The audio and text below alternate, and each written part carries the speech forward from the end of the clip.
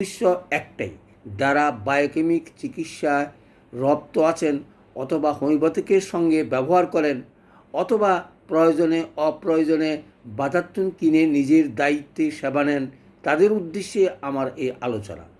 তবে একটা কথা মনে রাখবেন, ডাক্তারের পরামর্শ ছাড়া কোনো ওষুধেই সেবন করা উচিত নয় বলে আমি মনে করি। তারপরও আজকের যেই অ্যাজমা নিয়ে আলোচনা করছি তার অনুরোধ করেছেন আরিফ মাহমুদ। আমার আমার আমার ইউটিউবে উনি প্রশ্ন রেখেছেন যে বায়োকেমিকের উপরে আমি যেন শ্বাসকষ্ট বা হাঁপানি নিয়ে আলোচনা করি। সেই সুবাদেই আজকের এই আলোচনা। সুতরাং ধৈর্য সহকারে একটু বড় হলেও দেখার চেষ্টা করবেন অথবা শেয়ার করবেন অথবা নিজে প্রয়োজনে ব্যবহারও করতে পারেন, তবে ডাক্তারের পরামর্শ নিয়ে। চলে আসি তাহলে প্রথমে আসি শ্বাসকষ্ট কী, অর্থাৎ হাঁপানিটা কী। হাঁপানি সচরাচর আমরা সকলেই চিনি, তারপরও আমি একটু বলে যাই। হাঁপানি হলো এমন একটা সিস্টেম, দীর্ঘদিন এই রোগে ভোগে সহজে ভালো হয় না এবং মাঝে মাঝে হয়। অমাবস্যা পূর্ণিমাতে হলে তার সঙ্গে কিছু কাশি থাকে এবং কারণ থাকে, যেমন ডাস্ট অ্যালার্জি অথবা কোল্ড অ্যালার্জি অথবা অন্য কোনো কারণে হলে সেটা কষ্ট পায়। আবার কষ্ট পাওয়ার পরে কিছুদিন ভালো হয়ে যায়, কিছুদিন আর কোনো এটা থাকে না, তাকেই আমরা শ্বাসকষ্ট অথবা হাঁপানি বলবো। হাঁপানিটা একটা বংশগতি রোগ, অর্থাৎ বংশগতি যদি থাকে সেই জেনারেশনে এটা আসে। আর কি আসতে পারে? আর আসতে পারে দুর্বলতা, অথবা বাতাসে যদি অক্সিজেনের পরিমাণ কম নিতে পারে বা অক্সিজেন যদি কম থাকে তাহলে শ্বাসকষ্ট হতে পারে।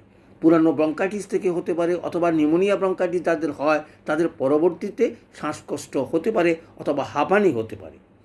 তাহলে কিভাবে আমরা টেস্ট করি বুঝতে পারবো?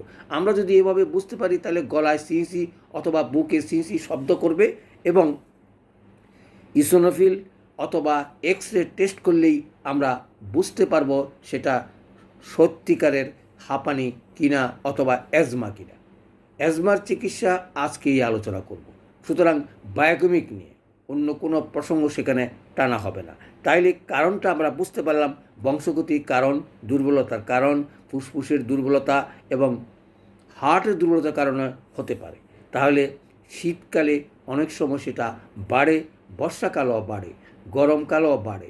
যেই সময় যে কালে বাড়ে সেই কালের ওষুধগুলো বায়োকেমিকে ভাগ করা আছে, সেটাই একটু আলোচনা করার চেষ্টা করব। আপনারা যারা চিকিৎসা করেন মনে রাখার চেষ্টা করবেন কিভাবে ওষুধগুলো প্রয়োগ করব। আমরা যদি শ্বাসকষ্টকে দুই ভাগে ভাগ করতে পারি, একটা হচ্ছে স্পাজম আর একটা হচ্ছে ব্রঙ্কাইটিস। অর্থাৎ লাংসের ভিতরে যদি ব্রঙ্কেলে শ্লেষা জমে অথবা পানি জমে তাহলে হতে পারে, আর হতে পারে অর্থাৎ স্পার্ম যদি হয়, অর্থাৎ খিঁচুনি যদি হয় সেই মাংসপেশির টিউবগুলো, তাহলেও শ্বাসকষ্ট হতে পারে। এই দুই ধরনের শ্বাসকষ্টই খুবই কষ্টদায়ক। এটা সচরাচর শুয়ে থাকতে পারে না, বসে থাকতে হয়। শুয়ে থাকলেই কষ্ট বাড়ে, বসলেই কষ্ট কমে। অনেক সময় সামনের দিকে ঝুঁকে বসে থাকতে হয় সামনে বালিশ দিয়ে। রোগটা বড় কঠিন, সহজেই ভালো হয় না। তার চিকিৎসা দায়িত্ব নিয়েই আমি বলছি। আমি কথা বলছি না এটা খেলেই যে একদম চলে যাবে সেটা না, হয়তো নিরাময় পেতে পারেন, দীর্ঘদিন খেলে হয়তো সেটা ভালো হয়ে যেতে পারে। তাহলে চলে আসি কি লক্ষণটা কী। যেমন বুক আটকে যায়, বুক চাপ দিয়ে যেন কোনো ধরে থাকে, সঙ্গে কাশি থাকতে পারে, নাও থাকতে পারে। শুষ্ক কাশি হলে বেশি কষ্ট, অনেক সময় কফ উঠলে শান্তি পাওয়া যায়। কফের বর্ণও অনেক সময় হলুদ বা পাতলা হয়ে থাকে। পাতলা হলেও ওষুধগুলো আমাদের সিস্টেম মতন ওষুধ দেওয়ার চেষ্টা করবেন বায়োকেমিকে। আর ঘন হলে তো কোনো কথাই নেই, আমাদের ওষুধগুলো আছে। কাশির দাপটেও অনেক সময় সেটা কষ্টটা বেড়ে যায়। আর কি হতে পারে? যদি তার পেটের ট্রাভেলস থাকে, পেটে যদি গ্যাস হয় এবং গ্যাসের কারণে যদি বমিভাব থাকে, তাহলে আমরা চিন্তা করব যে সেখানে আমরা কিভাবে চিকিৎসা করব। শুষ্ক কাশি, বায়ু, গয়ার আঠালো, এই হাঁপানিগুলির এই লক্ষণগুলো থাকলেই আমরা আমাদের বায়োকেমিকের মতে বাজার থেকে কিনে আমরা নিজের কাছে রেখে চিকিৎসকেরা চিকিৎসা দিবেন এই আশা রেখেই আমি ওষুধগুলোর নাম বলা শুরু করছি, কিভাবে আমরা প্রয়োগ করব। তাহলে তাহলে আমরা বুঝলাম এটা দুভাগে রোগ নির্ণয় করা যায়। ইসোনোফিল যদি বেশি থাকে তাহলে আমরা বুঝবো সেটা শ্বাসকষ্টের রোগী, আর ব্রঙ্কেল এবং এসমাজিটিক অর্থাৎ অর্থাৎ খিঁচুনি বা ইয়েগুলো মাসেলগুলো যদি কোনো রকমের ট্রাভেলস হয় এবং সিসি শব্দ যদি বুকের মধ্যে বা গলার মধ্যে আমরা পাই, বুঝেই নিব এটা হাঁপানি বা অ্যাজমা, এবং বারবারই সেটা আক্রমণ করে কদিন ভালো থাকে, আবার হয় অমাবস্যা পূর্ণিমাতে বাড়ে। এই সকল কথা মনে রেখেই আমরা ওষুধে চলে যাচ্ছি। অর্থাৎ ওষুধগুলো যদি মনে রাখেন তাহলে আমরা প্রয়োগ করতে পারবো। যেমন কেলিফস, অর্থাৎ এটা আমার দৃষ্টিতে 2টা বড়ি করে আধা ঘন্টা পর পর করে প্রয়োগ করতে পারেন। এটা কারণ স্পাজমাটিক অর্থাৎ খিঁচুনি যদি থাকে, নার্ভ মাসেলের যদি কোনো ট্রাভেলস থাকে তাহলে সেটা কাজ করবে। কেপি গরম পানিতে গুলে 10-20টা গুলে ঠান্ডা করে রাখবেন, সারা দিনের জন্য আধা ঘন্টা বা 1 ঘন্টা বা 2 ঘন্টা পর পর খাবে। আমি আশা করব তার তীব্রতা কমে আসবে এবং রোগ ভালো হয়ে যাবে। কিন্তু মনে রাখতে হবে, একটা কষ্ট নিয়ে তো শ্বাসকষ্ট হয় না। আর বায়োকেমিক্যাল ওষুধ তো 12টা, 2-3টা ওষুধ একসাথে ব্যবহার করা যায়, হোমিওপ্যাথিকে কিন্তু তা যায় না। সেজন্য সূক্ষ্ম মাত্রা গতিকে হোমিওপ্যাথিক ডাক্তার সকল অনেক সময় সেটার সহযোগিতা নিয়ে থাকে। তাতে করে আপত্তি করার কোনো কারণ নাই। একটা হচ্ছে অভাব পূরণ, আর একটা হচ্ছে লক্ষণ। অর্থাৎ শরীরের এই 12টা সল্টের অভাব থাকলেই রোগগুলো হয়ে থাকে। তাহলে আমরা ধরেই নিতে পারি কেলিফস অর্থাৎ পটাশিয়াম সল্টের অভাব হলে সেটা হতে পারে, সেটা অভাব পূরণ হলেই রোগটা চলে যেতে পারে। তাহলে কেলিফসটা খাওয়াবো কোন সময়? স্নায়বিক কারণে যদি সেটা হয় অথবা নার্ভের উপর কারণে যদি হয় তাহলে আমরা করতে পারি। আর তখন মনে রাখতে হবে, কাশির বর্ণ যদি হলুদ হয় তাহলে কি বললাম, গরম পানি বা গরম দুধের সঙ্গে গুলে আধা ঘন্টা পর পর 1 চামচ বা 2 চামচ করে খাবেন, তাহলে শ্বাসকষ্টের রোগী অনেকটা ভালো থাকবে এবং প্রয়োগ করবেন।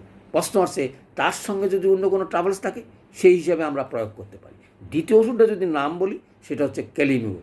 আমাদের কাশির জন্য 1 নম্বর।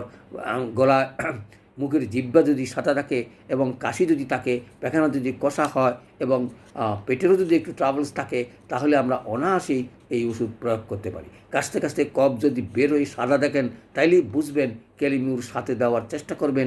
দিনে 3 থেকে 4 বার বা 5 বার, আমরা 2টা করে, 2টার বেশি কখনও প্রয়োগ করবেন না, 2টাই যথেষ্ট। তবে বইতে অনেক সময় 4-5টা একসাথে ডোজের কথা বলে, আপনারা সেটা শোনার চেষ্টা করবেন না, 2টাই দিয়েই যথেষ্ট। যাই হোক, সেগুলো আমরা পরবর্তীতে আলোচনা করার চেষ্টা করব। দ্বিতীয় ওষুধটা চলে আসি। দ্বিতীয় ওষুধ হচ্ছে ন্যাট্রামিউর। অর্থাৎ যখন কারো যদি অতিরিক্ত লবণ খাওয়ার ইচ্ছা করে, মানসিক কষ্ট যদি থাকে এবং কোষ্ঠকাঠিন্য থাকে এবং শ্লেষ্মাটা যদি পাতলা হয়, তাহলে আমরা অনায়াসেই ন্যাট্রামিউর প্রয়োগ করতে পারি। আর যদি পেটের ট্রাভেলস থাকে তখন আমরা ন্যাট্রামফসও ব্যবহার করতে পারি। আর প্রথম অবস্থায় হলে অনেক সময় আমরা ফেরামফস দিয়েও শুরু করতে পারি। যদি প্রথম হয়, দীর্ঘদিন ভুগলে তখন আর এই কেলিফস ছাড়া উপায় থাকে না। তাহলে চলে আসি, অর্থাৎ লক্ষণ মতন আমরা আরও 3-4টা ওষুধ প্রয়োগ করার চেষ্টা করতে পারি। তাহলে চলে আসি, আমি যদি তৃতীয় ওষুধটার কথা বলি সেটা হচ্ছে ন্যাস্টানসাল। অর্থাৎ বর্ষাকালে যদি শ্বাসকষ্ট হয় এবং শ্বাসকষ্টের সাথে যদি তার পিত্তে ট্রাভেলস থাকে অথবা জ্বর থাকে, যদি পাতলা পায়খানা হয় অথবা ন্যাট্রানসালের যে সকল লক্ষণ আমরা জানা আছে বায়োকেমিক পড়ে, সেগুলো যদি আমরা মনে রাখতে পারি তার সঙ্গে আমরা সেটাও দিতে পারি। দেখুন, কেলিফসটা চলবে সারাদিন আধা ঘন্টা বা 1 ঘন্টা পর পর। তার সঙ্গে এই ওষুধগুলো প্রয়োজন ভিত্তিক, অর্থাৎ রুগীর যদি প্রয়োজন থাকে তাহলে আমরা সেগুলো প্রয়োগ করার চেষ্টা করব। তারপরে যে ওষুধটা ক্যালকেরিয়া ফস, অর্থাৎ রুগী শক্তিহীন হয়ে পড়ে, সেই কারণে শক্তি জোগাড় করতে আমরা দিনে 2 বারের বেশি প্রয়োজন হয় বলে আমি মনে করে নেওয়া ক্যালকেরিয়া ফস 2 বার থেকে 3 বার প্রয়োগ করতে পারেন। মিনিমাম ডোজ 2 বার।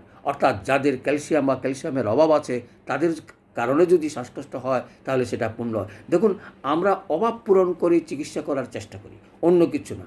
আমরা যারা বায়োকেমিকের ডাক্তারি করতে চাই তাহলে এই সকল লক্ষণ মনে রেখেই ওষুধ প্রয়োগ করব। শুধু বায়োকেমিক দিয়েও চিকিৎসা সেবা দেওয়া যায়, তবে সেটা নিরাময়। পূর্ণাঙ্গ চিকিৎসা হয়তো হবে না, এই কারণে, কারণ অভাব পূরণ হলে আপনার রোগ থাকবে না, আবার যদি অভাব হয় সে রোগটা আবারও হতে পারে। সুতরাং শরীরের অভাব, এই 12 ধাতু দিয়ে আমাদের গড়া শরীর, যদি কোনো কারণে কোনোটা অভাব হয়, সেই অভাবগুলো যদি আমরা পূরণ করি তাহলে রোগটা সেরে যায়। তাহলে চলে আসি, এভাবে অভাব পূরণ করেই আমরা আগামী দিনের সাধারণ মানুষের সেবা দেওয়ার চেষ্টা করব বায়োকেমিকের মাধ্যমে। চলে আসি তাহলে। আর পাওয়ারটা কথা মনে রাখবেন, 6 বা 12x উপরে নয়। যারা ডাক্তারি করেন দীর্ঘদিন, তারা আস্তে আস্তে যদি বুঝেন তাহলে পাওয়ার বাড়াবার চেষ্টা করবেন এবং সেবা দেওয়ার চেষ্টা করবেন। চলে আসি, তারপরে যে ওষুধটা আসে কেলিসাল্প, অর্থাৎ কেলিসাল্পও অনেকটা কেলিমিউরের মতন, তবে গয়ারটা একটু একটু গয়ার কিছুতেই উঠতে চায় না এবং কাশির সঙ্গে গলা যেন আটকে থাকে। তাহলে এই কয়েকটা ওষুধ মনে রেখে আমরা প্রয়োগ করার চেষ্টা করব। আর একটা কথা মনে রাখবেন, পথ্যের উপরে জোর দিবেন, কোনো রকমই শক্ত জিনিস না খেয়ে তরল জিনিস খাওয়া উচিত বলে আমি মনে করি। সারাদিনে লিকুইড খাওয়া ভালো, রাত্রে কখনও শক্ত এই তরল জিনিস খাওয়ার কথা বলবেন। প্রত্যেক কথা মাথায় রেখেই অথবা সেবা দেওয়ার চেষ্টা করবেন, কারণ প্রত্যেকের সঙ্গে ওষুধের একটা সম্পর্ক আছে। অনেক সময় আপনি যদি অনিয়ম করেন তাহলেই রোগটা বাড়বে। সেই সুবাদে যেমন গ্যাস্ট্রিকের ট্রাভেলস থাকলে সেই গ্যাস্ট্রিকের ট্রাভেলসের নেট্রাম্পস, অথবা আমরা প্রথম অবস্থা থাকলে আমরা ফেরাম্পস, রক্তশূন্যতা থাকলে আমরা ফেরাম্পস দিতে পারি। এইভাবেই আমরা বায়োকেমিক দিয়ে হাঁপানি বা অ্যাজমা রোগের চিকিৎসা বা নিরাময় করতে পারি। তাহলে সবাই চেষ্টা করবেন শ্বাসকষ্টের রোগীকে এভাবে ওষুধ প্রয়োগ করে চিকিৎসা সেবা দেওয়ার জন্য। মনে রাখবেন, আমরা অভাব পূরণ করি, আমাদের আর অন্য কোনো লক্ষণ হয়তো পরে আমরা মিলিয়ে দেখে বই দেখে দেখার চেষ্টা করব, তাহলে আমরা চিকিৎসা সেবা দিতে পারবো। সবাইকে ধন্যবাদ।